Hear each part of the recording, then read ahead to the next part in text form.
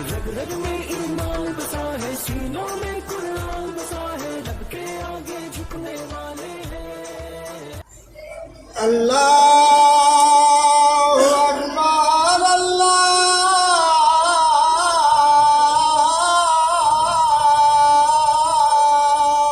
अकबर।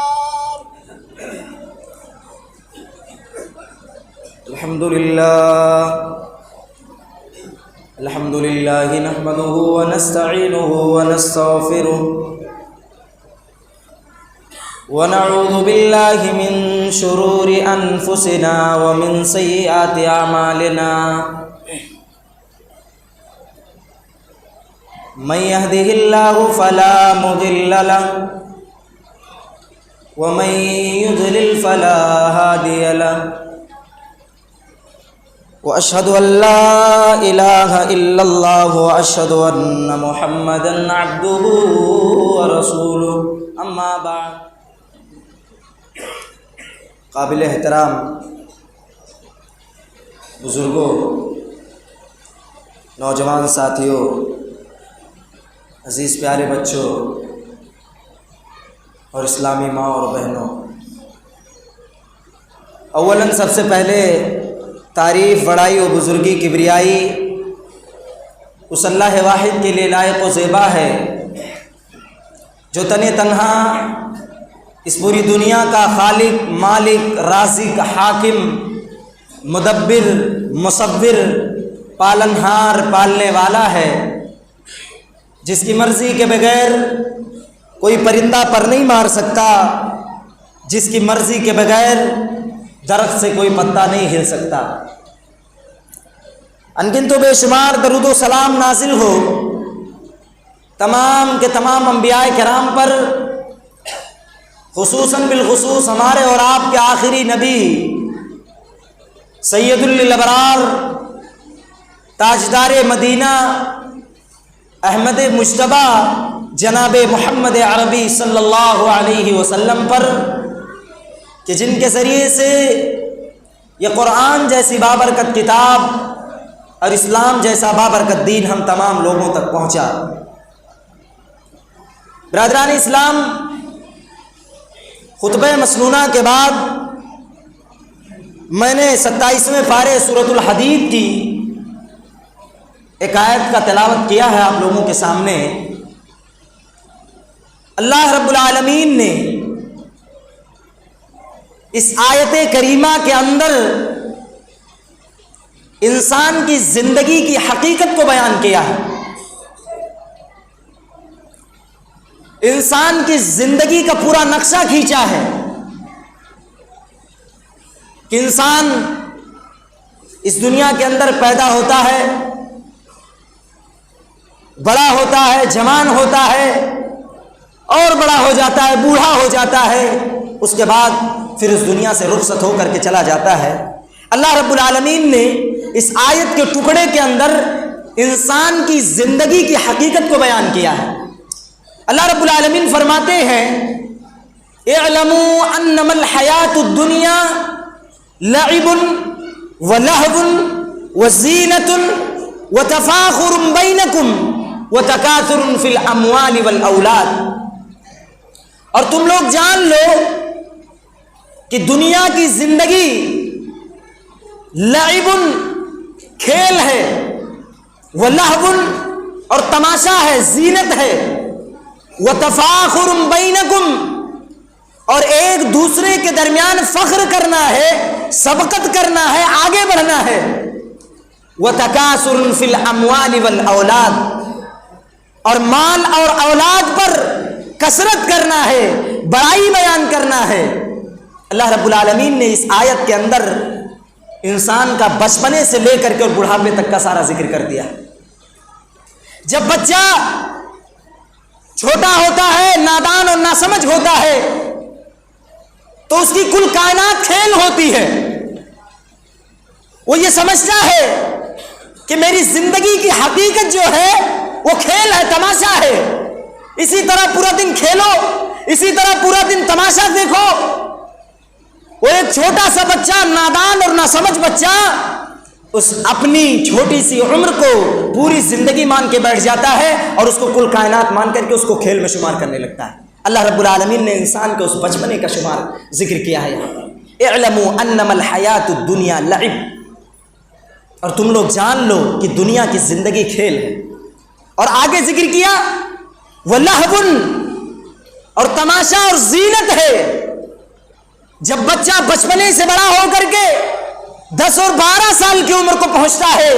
تو زینت کو پسند کرنے لگتا ہے، موبائل اور یوٹیوب کو پسند کرنے لگتا ہے، ایک دوسری چیزوں کو دیکھنے میں زینت کو، خوبصورتی کو وہ اپنے لیے اچھا سمجھنے لگتا ہے۔ اور جب اور بڑا ہوتا ہے، تھوڑا سا اور بڑا ہوتا ہے، جوانی کو دہلیز پر قدم نہیں رکھتا ہے، اس سے پہلے وہ خوبصورتی کو پسند کرنے لگتا ہے، ایک دوسرے کے درمیان اچھا کپڑا پہننا، ہمارا لباس اچھی طریقے سے فٹ ہو، سماج اور معاشرے کے درمیان کپڑا ہمارا عمدہ ہو، جوتے ہمارے عمدے ہو، خوشبو اور عطر ہمارے عمدے ہو، تاکہ جب میں گاؤں میں گلی میں چلوں تو لوگ یہ کہنے پر مجبور ہو جائیں کہ فلاں صاحب کا لڑکا جا رہا ہے، فلاں لڑکا جا رہا ہے جو بہت ہی زبردست زینت اختیار کرنے والا لڑکا ہے، بہت ہی خوبصورت شخص ہے، اس کا کپڑا بہت اچھا ہے، اس کا جسم بہت اچھا ہے، اس کا لباس بہت اچھا ہے، اس کی خوشبو بہت اچھا ہے جس کو اس نے لگایا ہے، اس زینت کو پسند کرنے لگتا ہے اور زیب و زینت کو تلاش کرنے لگتا ہے۔ اللہ رب العالمین نے انسان کی اس زندگی کو بھی بیان کیا، اس عمر کو بھی بیان کیا، اور وَتَفَاخُرٌ بَيْنَكُمْ، جب جوان ہو جاتا ہے 20 25 30 35 سال کی عمر کو اس کی زندگی جب پہنچتی ہے تو فخر کرنے لگتا ہے ایک دوسرے سے، وَتَفَاخُرٌ بَيْنَكُمْ، آپس میں لوگوں کے درمیان وہ فخر کرتا ہے، تکبر کرتا ہے، گھمنڈ کرتا ہے، کس چیز کا؟ کہ اگر میرے پڑوسی کے پاس 2 گھر ہیں تو میرے پاس 3 گھر ہونا چاہیے، اگر میرے پڑوسی کے پاس بائک کا شو روم ہے تو ہمارے پاس کار کا شو روم ہونا چاہیے، میرا پڑوسی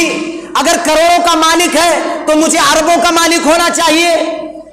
اس طرح کا فخر اس کے اندر آ جاتا ہے۔ اللہ رب العالمین نے انسان کی زندگی کو بھی، اس زندگی کو بھی بیان کیا ہے کہ جب وہ ایک دوسرے کے درمیان فخر کرنے لگتا ہے، تکبر کرنے لگتا ہے، گھمنڈ کرنے لگتا ہے، مال کے چکر میں، اولاد کے چکر میں، بیوی بچوں کے چکر میں، ایک دوسرے کے درمیان بڑا بننے کے چکر میں جب وہ فخر کرنے لگتا ہے، اللہ نے اس کی زندگی، اس زندگی کو بھی بیان کیا اس آیت کریمہ کے اندر۔ اور وَتَكَاثُرٌ فِي الْأَمْوَالِ وَالْأَوْلَادِ، مال اور کثرت، مال اور اولاد کی کثرت کو بیان کرنے لگتا ہے۔ جب انسان بوڑھا ہو جاتا ہے تو لوگوں سے بیان کرتا ہے میں نے اپنی جوانی میں اتنا مال کمایا، میں نے اپنی پوری زندگی میں اتنے گھر لیے، اتنا پیسہ کمایا، اتنی بلڈنگ کھڑی کی، اتنی گاڑی خریدا، اور اولاد کی بھی فخر کرتا ہے، اولاد کو بھی بیان کرتا ہے، میرے اتنے بچے ہیں، میری اتنی بیٹیاں ہیں، ان کے اتنے بچے ہیں، اس بیٹی کے اتنے بچے ہیں، اس لڑکے کے اتنے بچے ہیں۔ اللہ رب العالمین نے انسان کی اس زندگی کو بھی بیان کیا ہے، وَتَفَاخُرٌ بَيْنَكُمْ وَتَكَاثُرٌ فِي الْأَمْوَالِ وَالْأَوْلَادِ، وہ مال اور اولاد کی کثرت کو بیان کرنے لگتا ہے۔ آگے اللہ رب العالمین نے فرمایا كَمَثَلِ غَيْثٍ أَعْجَبَ الْكُفَّارَ نباته ثم يهيج فتراه مصفرا ثم يكون حطاما۔ اللہ رب العالمین نے انسان کی اس پوری زندگی کو ایک ایسی بارش کی مثال دی ہے، ایک ایسی بارش سے انسان کی زندگی کو مثال دیا ہے کہ وہ بارش جب آسمان سے اللہ رب العالمین بارش کو نازل کرتا ہے، کھیت کو، کھلیان کو ضرورت ہوتی ہے، اور جب وہ بارش اس کھیت تک جا کر کے پہنچتی ہے، جب اس کھیت کو بارش جب پہنچتی ہے تو کھیت کا ہو جاتا ہے، ہرا بھرا ہو جاتا ہے۔ بھائی پانی کی ضرورت تھی، اللہ رب العالمین نے صحیح وقت میں صحیح ٹائم پہ پانی دے دیا، کھیت ہرا بھرا ہو گیا، کھیت ہرا بھرا ہو گیا۔ لیکن اللہ رب العالمین نے فرمایا ثم یہیج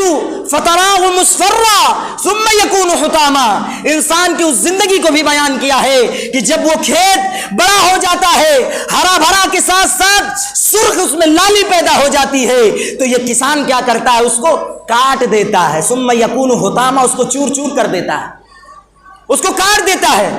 اس میں سے جو قیمتی چیز ہوتی ہے اس کو نکال دیتا ہے، بقیہ ساری چیزوں کو ویسے ہی چھوڑ دیتا ہے.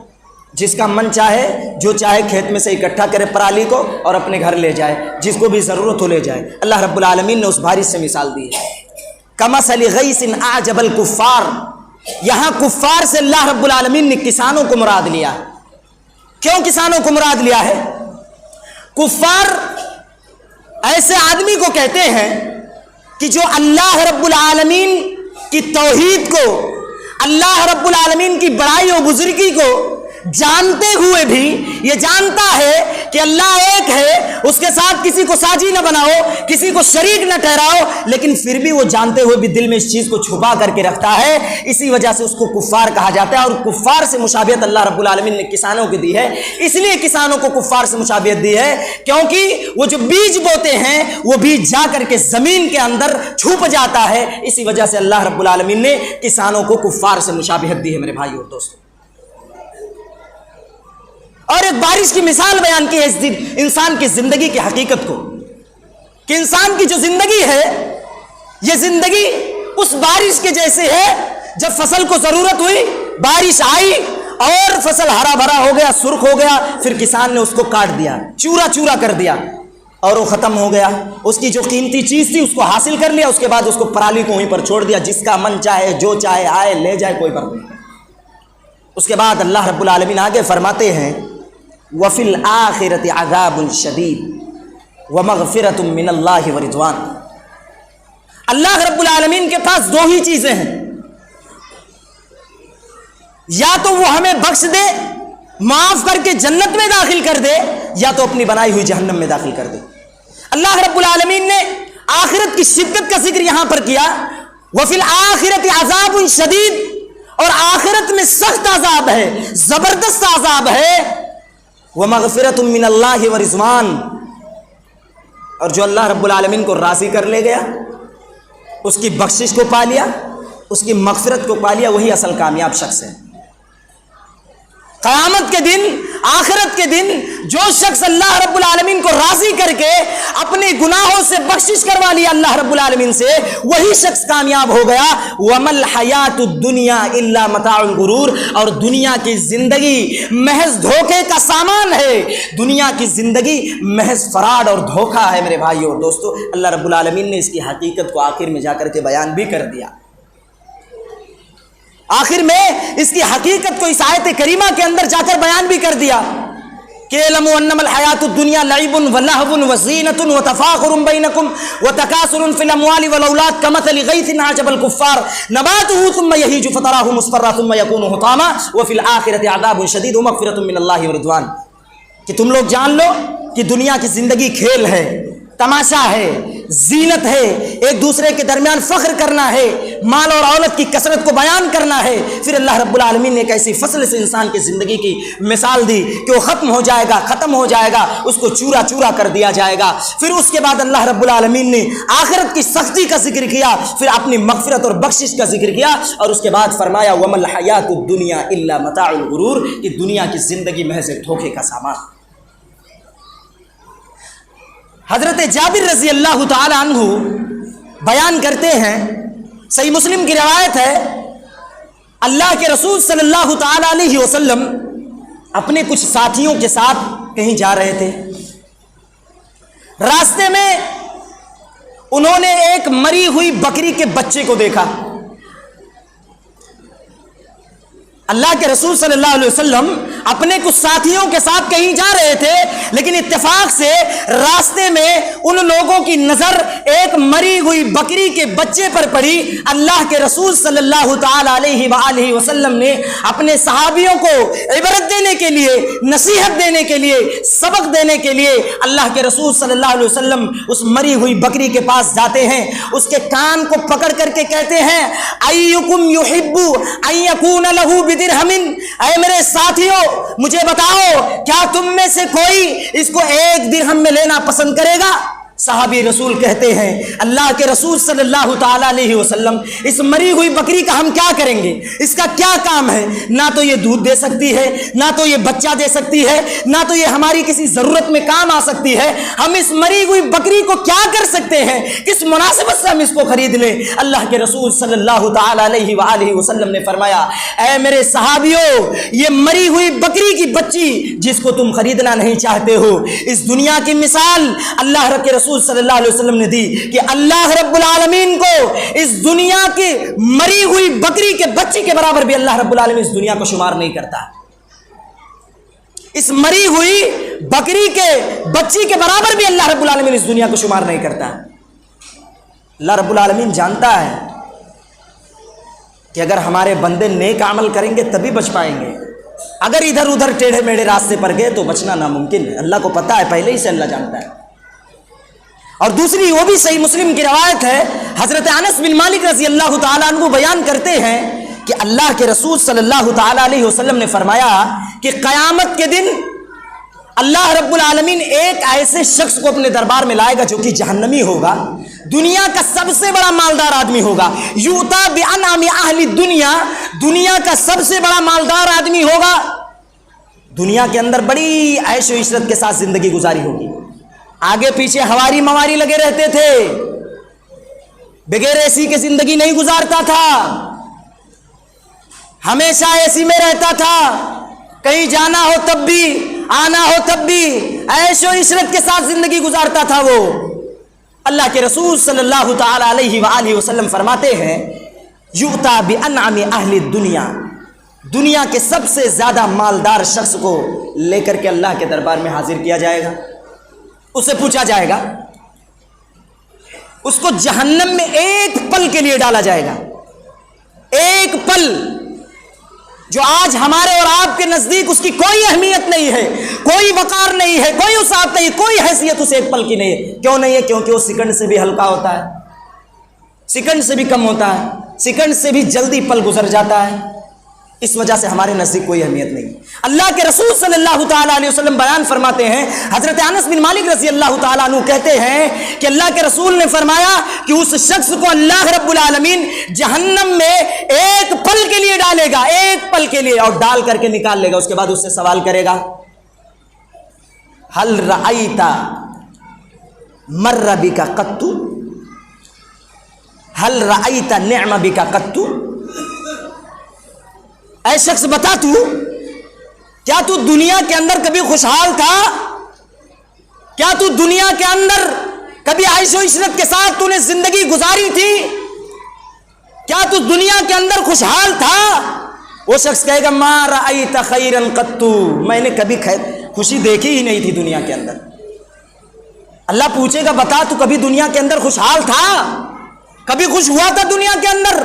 تیرے پاس نعمتیں تھی، عیش و عشرت کے ساتھ زندگی گزارا تھا؟ وہ کہے گا ما رأیت خیرا قط، اے اللہ رب العالمین میں نے دنیا کے اندر کبھی عیش و عشرت کے ساتھ زندگی نہیں گزاری۔ یہ جہنم کے ایک پل کا عالم ہے میرے بھائیوں اور دوستوں، غور کرو ذرا، سوچو۔ اور دوسرے شخص کو جو کہ جنتی ہوگا اللہ رب العالمین کے دربار میں لایا جائے گا، دنیا کے اندر بھوک پیاس شدت تکلیف پریشانی مصائبات کو جھیل کر کے اللہ کے دربار میں حاضر ہوا ہوگا، اللہ کے سامنے ایسے شخص کو لایا جائے گا، اللہ تعالیٰ پوچھیں گے، اس کو بھی جنت میں ڈالیں گے ایک پل کے لیے، اس کو جنت میں ایک پل کے لیے ڈالیں گے اور نکال کر کے اس سے سوال کریں گے هل رأیت بوس قط، هل رأیت مر بک قط، اے شخص بتا کیا تو دنیا کے اندر کبھی تکلیف میں تھا، کبھی پریشانی میں تھا، کبھی تجھے بھوک محسوس ہوئی، تکلیف محسوس ہوئی؟ وہ شخص کہے گا واللہ ما رأیت خیرا بوس قط ومر بک قط، اے اللہ رب العالمین قسم خدا کی میں دنیا کے اندر کبھی تکلیف میں نہیں تھا، کبھی شدت میں نہیں تھا، کبھی مجھے بھوک محسوس ہی نہیں ہوئی، مجھے کبھی بھوک لاحق ہوئی نہیں ہوئی۔ ایک پل کا یہ عالم ہے میرے بھائی اور دوستو، جو آج ہمارے اور آپ کے نزدیک اس ایک پل کی کوئی اہمیت نہیں ہے۔ اس ایک پل کا یہ عالم ہوگا، ایک پل کا یہ عالم ہوگا۔ اور آج ہم اور آپ لوگ اس دنیا کے لیے اپنی آنے والی اخروی مستقبل کو خراب کرنے پر تلے ہوئے، اس دنیا کی رنگینیوں میں پھنس کر کے اس آنے والے مستقبل کے لیے جو کہ حقیقی مستقبل ہے، دار البقا کی زندگی ہے وہ، اس کے لیے ہم کو کوئی ٹینشن ہے نہ کوئی فکر ہے، بس دنیا کے ساتھ قدم سے قدم ملا کر کے ہم چل رہے ہیں۔ ایک دن ایسا آئے گا کہ یہی جس کے ساتھ ہم قدم سے قدم ملا کر کے چلتے ہیں، کسی ایسے راستے میں چھوڑ کر کے ہم کو آپ کو چلے جائیں گے، پتہ ہی نہیں چلے گا۔ اس دنیا کے لیے ہم نے اپنے اسلام کا سودا کر دیا، اپنی شریعت کا سودا کر دیا، اپنی ضمیروں تک کا سودا ہم نے اس اسلام کے لیے کر دیا میرے بھائیو اور دوستو، جو کہ یہ دار الفنا دنیا ہے، یہ فنا ہونے والی دنیا ہے۔ اللہ رب العالمین نے اس کی حقیقت کو بھی بیان کیا، وَمَا الْحَيَاةُ الدُّنْيَا إِلَّا مَتَاعُ الْغُرُورِ، کہ دنیا کی زندگی محض دھوکے کا سامان ہے۔ میرے کہنے کا مطلب یہ نہیں ہے کہ آپ دنیا کے مت کماؤ، دنیا مت کماؤ، اس میں زندگی مت گزارو، دن اور رات اللہ کی عبادت میں گزار دو۔ صحیح بخاری کی روایت ہے، اللہ کے رسول صلی اللہ تعالی علیہ وسلم کی بیویوں کے پاس 3 شخص آتے ہیں، وہ کہتے ہیں کہ آج ہم جائیں گے اور یہ پتہ کریں گے کہ اللہ کے رسول صلی اللہ تعالی علیہ وسلم کون سا عمل کرتے ہیں، اور اس کے بعد ہم اللہ کے رسول صلی اللہ علیہ وسلم سے زیادہ اچھا عمل کریں گے۔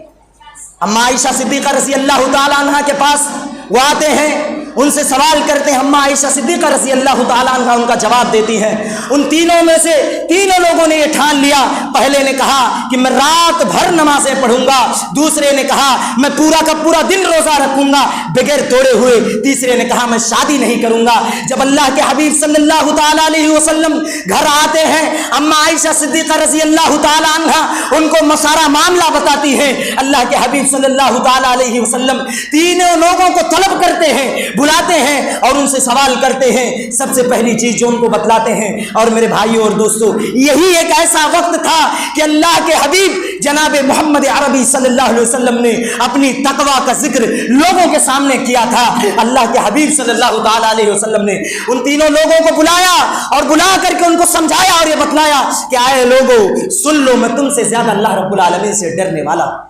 میں تم سے زیادہ اللہ سے ڈرنے والا ہوں، لیکن میں روزہ بھی رکھتا ہوں اور روزہ توڑتا بھی ہوں، میں شادیاں بھی کرتا ہوں،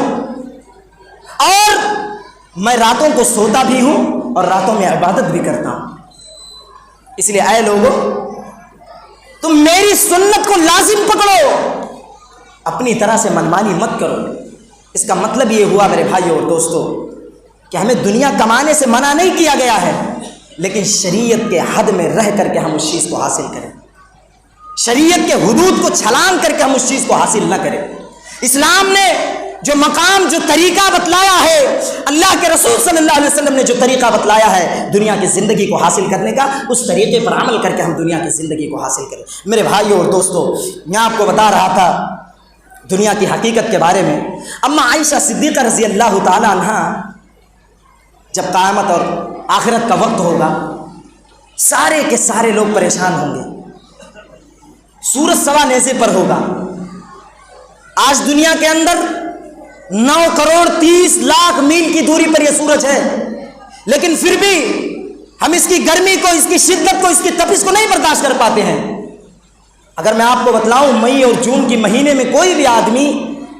کہیں پر کرسی لے کر کے نکال کر کے بیچ میں بیٹھ جائے تو شاید ہی کہ اس کو بچنا پڑے گا، وہ ہاسپٹل میں ہی اس کو جانا پڑے گا۔ سورج کی گرمی اتنی زبردست اور اتنی سخت ہوتی ہے۔ اللہ کے رسول صلی اللہ تعالی علیہ وسلم بیان کرتے ہیں کہ سورج کی تپش اور گرمی اتنی زبردست ہوگی، اور سورج ہمارے 1.5 کلومیٹر کے فاصلے پر ہوگا، 1 میل کے فاصلے پر، 1 میل کے فاصلے پر سورج ہوگا۔ اب آپ غور کیجئے، 1 میل سے مراد 1.5 کلومیٹر، 1.6 کلومیٹر، اور آج کتنا دور ہے؟ 9 کروڑ 30 لاکھ کی دوری پر ہے، لیکن پھر بھی ہمارے اوپر حملہ ور ہونے کے لیے ہمیشہ تیار رہتا ہے۔ اور عالم کیا ہوگا میرے بھائیوں اور دوستوں؟ اما عائشہ صدیقہ رضی اللہ تعالیٰ عنہا نے اسی وقت کے لیے اللہ کے رسول صلی اللہ علیہ وسلم سے سوال کیا۔ اللہ کے حبیب نے فرمایا کہ سارے کے سارے لوگ سختی کو بیان کر رہے تھے آخرت کی، کہ سارے کے سارے لوگ قیامت کے دن اللہ رب العالمین کی طرف بڑھ رہے ہوں گے، کوئی گھٹنوں تک ہوگا، کوئی کندھوں تک ہوگا، کوئی کمر تک ہوگا۔ اما عائشہ صدیقہ رضی اللہ تعالی عنہ اسی وقت سوال کر بیٹھی اللہ کے رسول صلی اللہ تعالی علیہ وسلم سے کہ اللہ کے رسول صلی اللہ تعالی علیہ وسلم، سارے کے سارے لوگ ننگے دھڑنگے ہوں گے، تب تو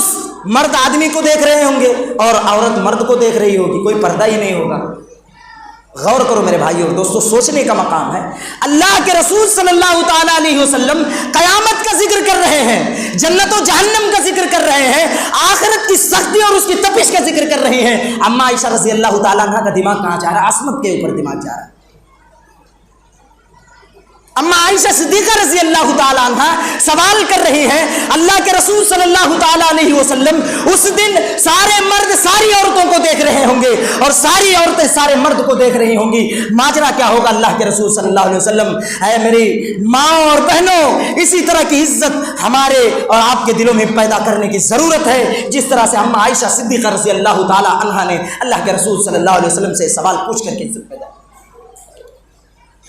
اللہ کے رسول صلی اللہ تعالیٰ علیہ وسلم نے بتلایا کہ اس دن عالم یہ ہوگا کہ کوئی کسی کو نہیں دیکھا، سب نفسی نفسی کا عالم ہوگا، سب اپنے اوپر پریشان ہوں گے، کوئی کسی کو نہیں دیکھے گا اور دیکھنے کی فرصت بھی نہیں ملے گی، سارے کے سارے لوگ اپنے دنیا میں مست و مگن ہوں گے، سارے کے سارے کو اپنے اپنے اعمال کی فکر پڑی ہوئی ہوگی، سارے کے سارے لوگ اتنا ٹائم نہیں ملے گا کہ کوئی آدمی کسی عورت کو دیکھے، کوئی عورت کسی آدمی کو دیکھے، اتنی سخت اور زبردست پکڑ ہوگی اس دن اللہ رب العالمین کے دربار۔ اس لیے میرے بھائی اور دوستو، یہ آخرت کی زندگی، اس زندگی سے ہم کو بچنا ہے، اور کیسے بچنا ہے؟ اپنے گناہوں سے۔ اللہ رب العالمین نے سورۃ الاعلیٰ کے اندر ارشاد فرمایا بل تؤثرون الحیات الدنیا والآخرۃ خیر وابقیٰ، یہ دنیا کی زندگی کو جو تم ترجیح دیتے ہو، اس میں زیادہ توجہ دیتے ہو، والآخرۃ خیر وابقیٰ، بلکہ آخرت کی زندگی اس سے کہیں زیادہ بہتر اور کہیں زیادہ باقی رہنے والی زندگی ہے، اس لیے تم اخروی زندگی کو زیادہ ترجیح دو۔ اور اللہ کے رسول صلی اللہ تعالی علیہ وسلم نے فرمایا تھا کن فی الدنیا کأنک غریب او عابری سبیل، کہ اے لوگو، دنیا کے اندر تم ایک اجنبی کی طرح زندگی گزارو، ایک مسافر کی طرح زندگی گزارو، جس طرح سے ایک مسافر، ایک سفر کرنے والا، ایک اجنبی آدمی جب کسی سفر کے لیے روانہ ہوتا ہے تو کچھ ضروریات کے سامان کو لے کر کے وہ سفر پر روانہ ہو جاتا ہے، اسی طرح سے تم اس دنیا کی زندگی کو گزارو میرے بھائی اور دوستو۔ یہ اللہ کے رسول صلی اللہ تعالی علیہ وسلم نے ہم کو اور آپ کو بتلایا۔ ہمارا معاملہ کیا ہے؟ ہمارا معاملہ کیا ہے؟ ہمارا معاملہ تو یہ ہے کہ دنیا کے ایک ایسے مستقبل کے لیے ہم پریشان ہیں جس کی ہمیں خود ہی پتہ نہیں ہے کہ ہم وہاں تک پہنچ پائیں گے کہ نہیں پہنچ پائیں گے، ایک ایسے کالے مستقبل کے لیے ہم پریشان ہیں، کوئی یہ نہیں کہہ سکتا ہے کہ ہم وہاں تک پہنچ پائیں گے یا نہیں پہنچ پائیں گے، کوئی نہیں کہہ سکتا، اور کوئی اس بات کی گارنٹی بھی نہیں لے سکتا۔ اس مستقبل کے لیے ہم پریشان ہیں، اس مستقبل کے لیے اپنا رات دن صبح و شام اللہ کی نافرمانیاں کرنے میں بھی ہم تلے ہوئے ہیں، ایک ایسے مستقبل کے لیے میرے بھائی اور دوستو جس کا کوئی وجود ہی نہیں ہے، جس کی کوئی پہچان ہی نہیں ہے، جس کا جو آدمی خود اس مستقبل کو بنانے کے لیے تلا ہوا اس کو بھی نہیں پتا ہے کہ میں وہاں تک پہنچ پاؤں گا کہ نہیں پہنچ پاؤں گا، لیکن پھر بھی دنیا کی روش پہ چل رہا ہے، دنیا کے طریقے کو فالو کر رہا ہے، دنیا کی سنتوں کو فالو کر رہا ہے، رسول کی سنتوں کو چھوڑ کر کے، اللہ رب العالمین کی فرما برداری کو چھوڑ کر کے اللہ کی نافرمانی پہ تلا ہوا۔ اس لیے میرے بھائی اور دوستو، سوچنے کا مقام ہے، غور کرنے کا مقام ہے۔ ہم نے اس طرح کی تقریریں بہت سنی ہوں گی، آخرت کے بارے میں، جنت کے بارے میں، جہنم کے بارے میں، اور یہ کہا بھی ہوگا کہ فلاں مولانا صاحب آج آئے تھے، بہت ہی زبردست تقریر کر کے گئے، لیکن کبھی ہم نے یہ سوچا کہ فلاں مولانا صاحب نے کون سی بات کہہ کر کے گئے، کس چیز کا ذکر کیا تھا،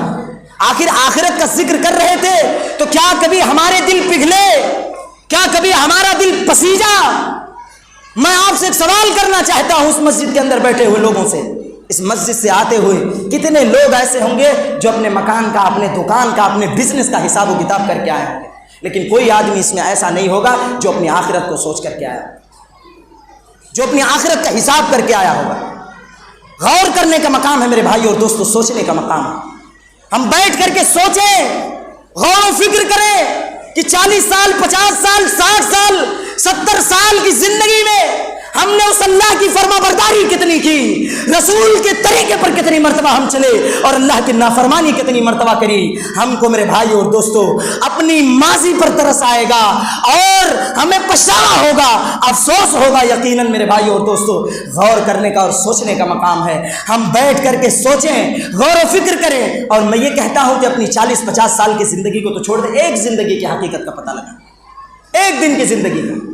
آج جب شام میں ہم اپنے بستر میں جائیں گے تو سارے کے سارے لوگ ایک دن کی زندگی کا حساب کریں گے کہ آج جمعہ کا دن تھا، صبح اٹھے تو سب سے پہلے کیا کیے، نماز پڑھے کہ نہیں پڑھے، اس کے بعد اور آگے بڑھے، جمعہ کا ٹائم ہوا، جمعہ کی نماز پڑھے کہ نہیں پڑھے، اور آگے بڑھے،